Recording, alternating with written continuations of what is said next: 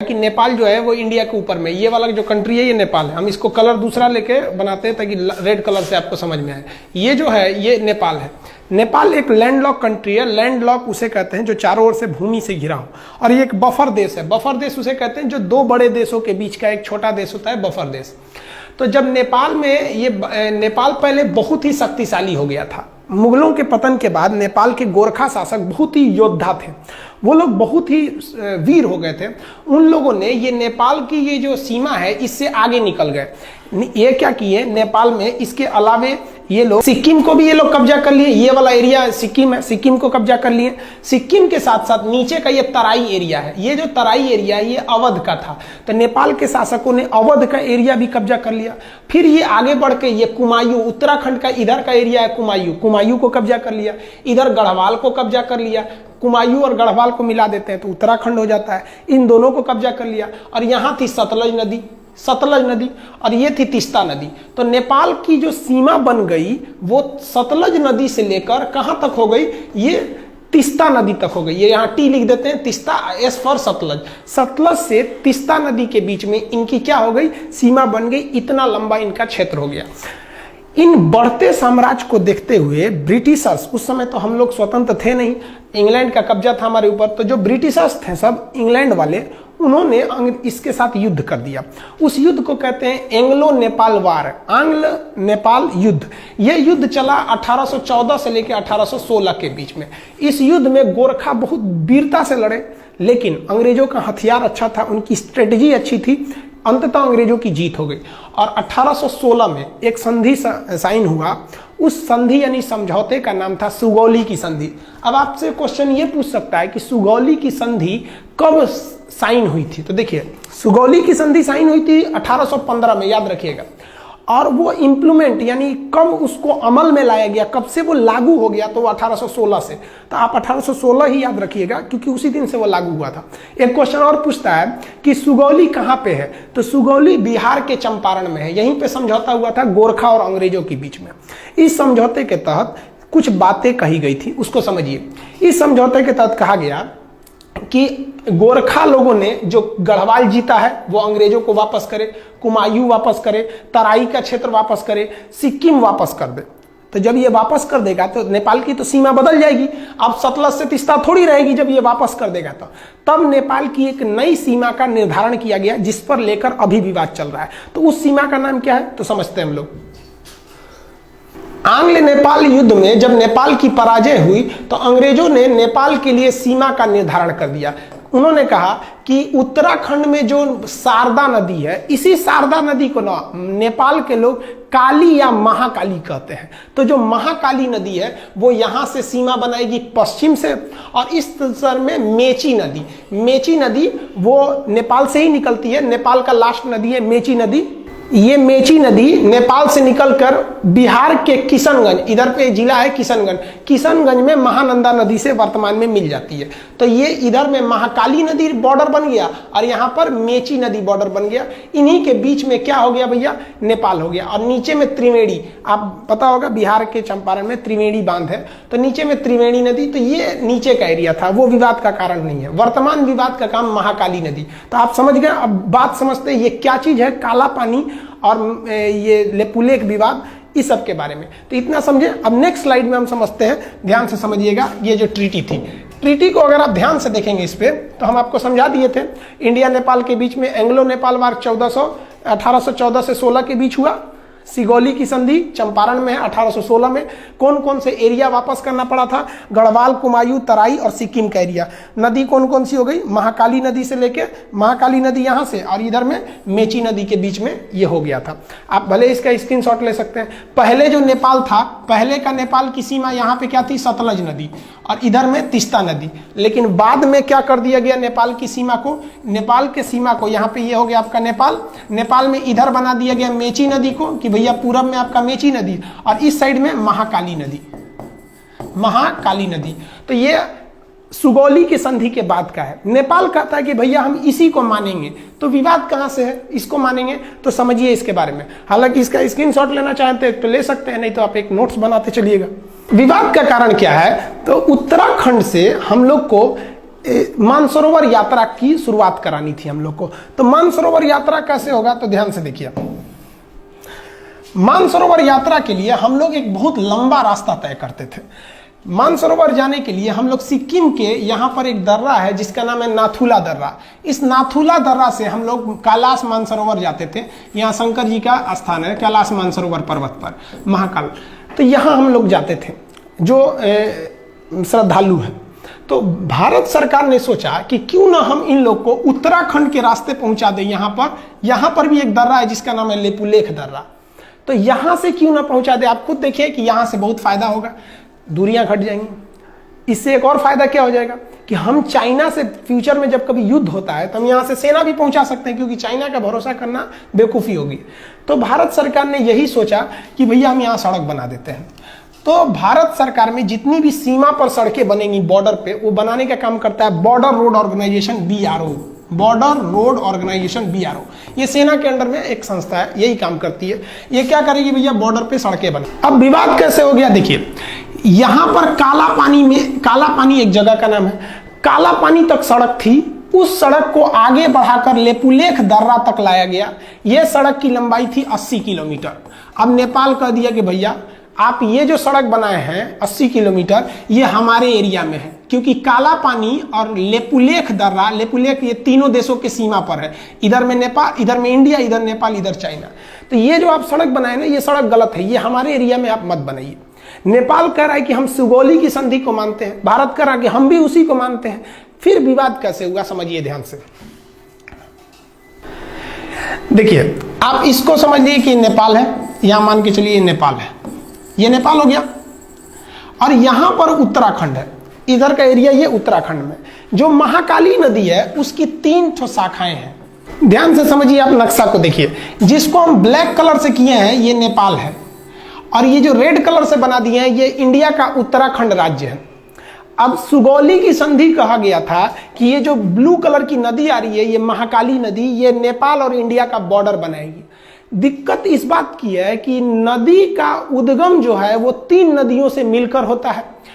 एक इधर वाले का नाम है लिम्पियाधुरा, इधर जो है लिम्पियाधुरा, तो सबसे इधर वाला एरिया है लिम्पियाधुरा, इधर में हो गया काला पानी, और सबसे लास्ट में है लेपुलेख, सबसे लास्ट में लेपुलेख। इंडिया कहता है कि जो महाकाली नदी शुरू हो रही है वो लेपुलेख से शुरू हो रही है। कहां से शुरू हो रही है? लेपुलेख से। इसलिए लेपुलेख से जब ये शुरू हो रही है तो इधर का पूरा एरिया मेरा हो गया। नेपाल क्या कह रहा है ससुरा कि जो महाकाली नदी शुरू होती है वो लेपुलेख से नहीं शुरू होती है। नेपाल कहता है कि यह लिम्पियाधुरा से शुरू होती है। लिम्पियाधुरा से जब शुरू होती है तो ये बॉर्डर होना चाहिए। यानी सारा का सारा झमेला ये इसी एरिया के लिए, ये हल्का सा जो एरिया इसको हम दूसरे किसी कलर से कर देते हैं, ये एरिया से विवाद है। सारा विवाद इसी एरिया को लेकर हो रहा है। अब आपको बता दें कि ये जो एरिया है, इस एरिया पर पहले से कब्जा इंडिया का है। ये जो ट्राई जंक्शन है तीनों का एरिया, इस पर अधिकार पहले से इंडिया का है। तो नेपाल कह रहा है कि भैया मेरा है, आप खाली करिए। नेपाल को ये गर्मी कहाँ से है भैया, इतना जुनून जो कभी हमसे आंख मिला नहीं सकता था, आज इतना बढ़ के बोलने लगा। समझिए इसके बारे में। तो ये समझ गए, बॉर्डर रोड ऑर्गेनाइजेशन ने एक न्यू सड़क बनाई थी, कहां से? काला पानी से लेपुलेख तक 80 किलोमीटर। किस लिए? मानसरोवर यात्रा पर जाने के लिए। अब नेपाल ने एक नया नक्शा लगा दिया। नेपाल ने अपने नए नक्शा में लिम्पियाधुरा को, काला पानी और लेपुलेख, यानी ये पूरे एरिया को अपने नक्शा में दिखा दिया कि भैया ये पूरा एरिया नेपाल का है। इसने अपने नक्शा में दिखा दिया। इंडिया ने कहा भैया हम ये नक्शा को नहीं मानते, ये नक्शा गलत है। वो कहता कि नहीं, आप मानिए क्यों नहीं, ये सुगौली की संधि 1816 की बात है। तो आप समझ रहे हैं ना, वो उद्गम से एक झमेला है कि कहां से माना जाता है यहाँ पर। अब थोड़ा समझिए नेपाल ऐसा क्यों कर रहा है। नेपाल में अभी जो सरकार है वो सरकार है नेपाल कम्युनिस्ट पार्टी की। जैसे अपने यहाँ भारत में बीजेपी की सरकार है, उसी तरह फिलहाल नेपाल में नेपाली कम्युनिस्ट पार्टी है। ये चाइना की कम्युनिस्ट पार्टी से बहुत मैच करती है, दोनों की विचारधारा मैच करते हैं, इसलिए ये चाइना की ओर बहुत बह रहे हैं। और उसके प्राइम मिनिस्टर हैं KP शर्मा ओली। ये तो समझिए कि एकदम बैठे हैं चाइना की गोद में जाने के लिए तैयारी में। इनको समझ नहीं आ रहा है कि चाइना इनको बर्बाद करेगा। चाइना किसी को भी अपने डेफ्ट ट्रैप में बिछा लेता है, यानी कर्जा देकर उनको फंसा लेता है। इतना ना कर्जा दे देता है औकात से ज्यादा कि ये कर्जा चुका नहीं पाते हैं। उसके बाद कहता है कि मेरा कर्जा लाइए, तो ये कुछ कर नहीं पाते, कहते नहीं है। तो चाइना कहता है तब मेरी बात मानिए। यही चाइना करना चाहता है किनके साथ? नेपाल के साथ। इनको शर्म नहीं आ रही, समझ में भी नहीं आ रहा है और शर्म भी नहीं आ रही है। कैसे? नेपाल चाइना के कहने पर ये सारा विवाद खड़ा किया है। और हद तब हो गया जब कल नेपाल के prime minister KP Sharma Oli ने क्या कहा, India spread corona virus in Nepal, यानी भारत के लोग नेपाल में कोरोना वायरस फैला रहे हैं। सोचिए, भारत के लोग फैला रहे हैं, हद हो गया भाई। हिंदुस्तान ने नेपाल को 2 लाख टैबलेट दिया था हाइड्रोक्सीक्लोरोक्विन का, 2 लाख टैबलेट दिया था नेपाल को पैरासीटामोल का, और वो भी उससे पैसे नहीं लिया था, गिफ्ट में दे दिया था कि भैया आप हमारे पड़ोसी हैं। और अमेरिका को हम लोगों ने पैसे में बेचा था। उस गिफ्ट का नतीजा ये है कि हम लोग कोरोना वायरस फैला रहे हैं। और क्या बोला केपी शर्मा ओली ने कि Indian corona is more lethal. Lethal मतलब होता है खतरनाक। मतलब इंडिया का जो कोरोना वायरस है वो अमेरिका, इटली और चाइना के वुहान वाले कोरोना से ज्यादा खतरनाक है। हद है भैया आपका। ये है केपी शर्मा ओली, इनको समझ में नहीं आ रहा है। तो आप ये समझे ना कि लिम्पियाधुरा का मेन विवाद क्या है। लिम्पियाधुरा उत्तराखंड के पिथौरागढ़ जिला में आता है, यह समझ में आ गया आपको। अब आगे समझाते हैं और क्या चीज है। इसका स्क्रीनशॉट लेना चाहे तो ले सकते हैं।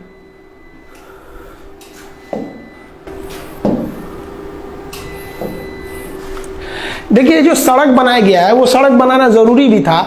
हमारे जो श्रद्धालु कैलाश मानसरोवर यात्रा जाते हैं, आप उनका स्थिति देखिए, कितने दुर्गम इलाके में जाते हैं, दुर्घटना हो जाती है। और भी आप देखिएगा तो इस एरिया में क्या हालत है सड़क का। आप देखिए कितनी गहरी खाई है, इतनी गहरी खाई में ये लोग, हम लोग की यात्रा करनी पड़ती है। ये मतलब जो कैलाश मानसरोवर की यात्रा पे जो श्रद्धालु जाते हैं उन पे, तो ये सड़क बनाना एक तरह से जरूरी भी तो था। तो बॉर्डर रोड ऑर्गेनाइजेशन ने पहाड़ तोड़ के सड़क बनाया। देखिए, इतना आसानी से सड़क नहीं बनते हैं, ये पहाड़ तोड़ के सड़क बनाया। और बनने के बाद नेपाल कह रहा है कि भैया ये एरिया हमारा है, आप खाली कर दीजिए। तो थोड़ा हम अब हम ये समझते हैं कि इंडिया को नेपाल के साथ क्या करना चाहिए, हर चीज का एक कंक्लूजन होना चाहिए। तो देखिए उसके बारे में।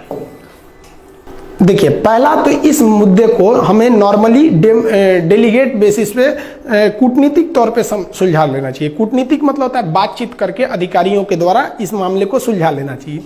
क्यों?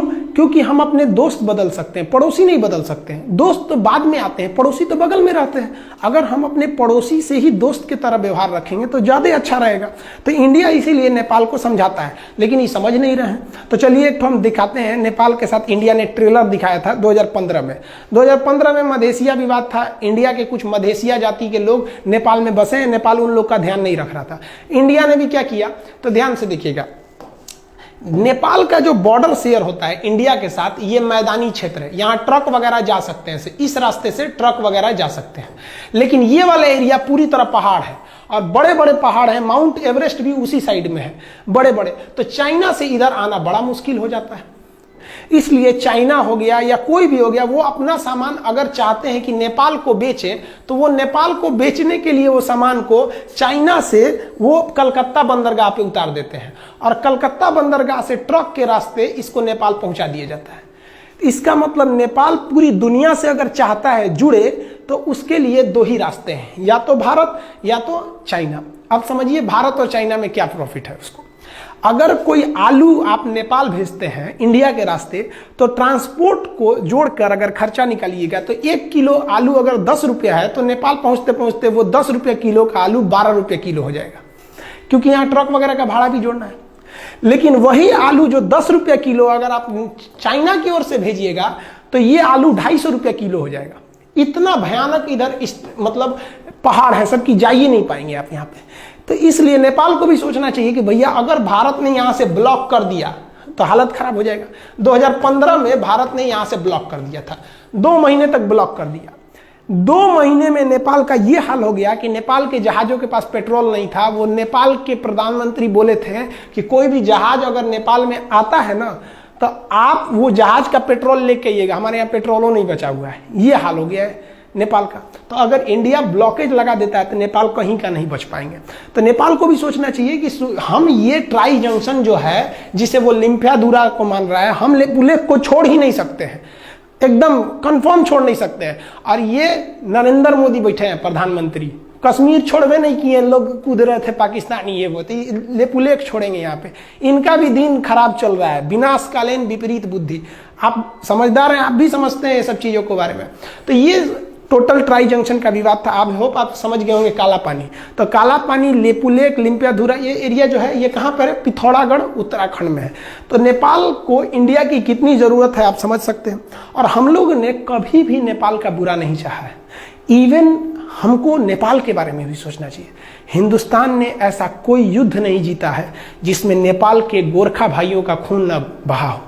हमारे जनरल थे मानिक साहब, बहुत ही बहादुर फील्ड मार्शल, जनरल से भी ऊपर का पद होता है फील्ड मार्शल। इतना ऊपर पद होता है सेना में कि आज तक 2 ही लोग को मिला ही, KM करियप्पा और मानिक शाह। मानिक शाह ने बोला था कि अगर तुमसे कोई कहता है कि मुझे मरने से डर नहीं लगता है तो समझ जाना वो झूठ बोल रहा है, या तो वो गोरखा सिपाही है। तो भारत में गोरखा सैनिक भी है। तो हमें ये भी देख के चलना है कि नेपाल से अच्छा संबंध बना के रखें ताकि वहां से हमारे देश में गोरखा सैनिक आ सके। बहुत ही योद्धा होते हैं और पहाड़ों पर लड़ने के लिए माहिर होते हैं। और कश्मीर में पहाड़ी एरिया में वो बहुत कुशलता से अंजाम दे सकते हैं। कारगिल की लड़ाई में भी वो लोग भाग लिए थे। हम भी भगवान से दुआ करते हैं कि भाई जल्दी जल्दी, एक तो कोरोना का संकट है, उस पर से एक नया संकट लेके चले आए, तो इसको भी जल्दी से सुलझा लेंगे नेपाल और भारत के इस रिश्ते को। आई होप आप इसको समझ गए होंगे। नेक्स्ट हम आपको समझा देंगे कि टूर ऑन ड्यूटी क्या चीज़ है, सेना में 3 साल कैसे जाना है, फिर नेपाल से क्या, नेपाल के साथ चाइना के साथ अभी जो नया विवाद हो गया है वो क्या चीज़ है, इस सब के बारे में हम समझा देंगे। वीडियो 5-6 दिन से नहीं डाल पाए एक्चुअली, बहुत लॉकडाउन के पीरियड में सबको बहुत सारे काम हैं। बहुत से ऐसे गांव हैं जहां पे गवर्नमेंट नहीं पहुंच पा रही है, उन लोग को भी खाना पानी देना रहता है। तो आपको भी अगर कहीं ऐसा लगता है कि कोई ज़रूरतमंद है तो आप भी वहां जाइए, हर काम छोड़ के वहां जाइए, क्योंकि बार बार अपने देश को सेवा करने का मौका आपको नहीं मिलेगा। यही वक्त है कि आप अपने कामों के बीच में से कुछ समय निकाल के उनको भी समय दीजिए। तो जब अब कभी कभी वीडियो रुक जाता है तो आप बात समझिए बाबू, उस काम को भी हम छोड़ नहीं सकते। तो थोड़ा हम उधर बिजी थे इसलिए हम वीडियो नहीं बना पाए, अब आ गए हैं, अब वीडियो कंटिन्यू रहेगा। आई होप आप ये समझ गए होंगे। नेक्स्ट वीडियो में हम फिर चर्चा करेंगे, अब सब्जेक्ट भी स्टार्ट कर देंगे, बायोलॉजी जो छोड़े थे या फिर पॉलिटी वगैरह।